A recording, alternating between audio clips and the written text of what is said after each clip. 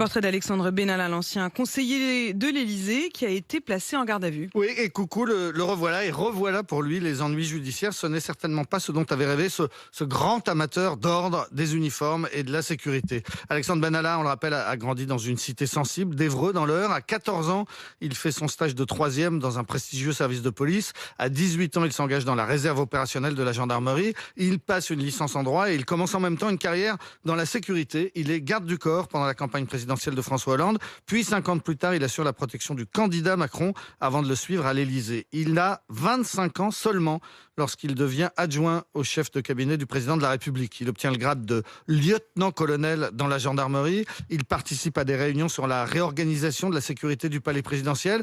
Il sait surtout se rendre indispensable auprès du couple Macron qu'il suit lors des week-ends au Touquet ou des vacances au ski. Tout cela est allé très vite, sûrement trop vite. Le 1er mai 2018, tout s'effondre. Il est filmé lors d'une manifestation en train d'arrêter violemment des manifestants déguisés en policiers. C'est le scandale et la fin de son ascension. Pour ces faits, il vient d'être condamné à 3 ans de prison, dont 1 an ferme.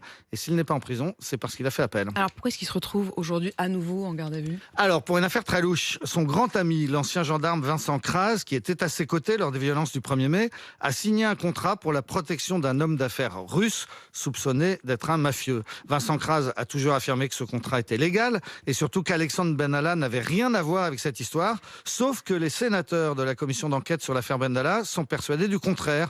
Dans leur rapport, ils accusent le jeune garde du corps de leur avoir menti sous serment et surtout, ils le soupçonnent d'avoir joué les intermédiaires entre son ami et le milliardaire russe alors qu'il était encore en poste à l'Élysée, ce qui serait un mélange des genres absolument ahurissant, des faits gravissimes pour le rapporteur de la commission d'enquête. C'est donc sur ce contrat que l'ancien protégé d'Emmanuel Macron est actuellement entendu. Et alors où on se parle, il est encore en garde à vue. Et on aurait pu espérer ce soir une question à Emmanuel Macron sur ce nouveau rebondissement autour d'Alexandre Benalla. Pas de bol, c'est enregistré depuis 3 jours. Sans doute pas parce que c'est enregistré en effet depuis dimanche après-midi.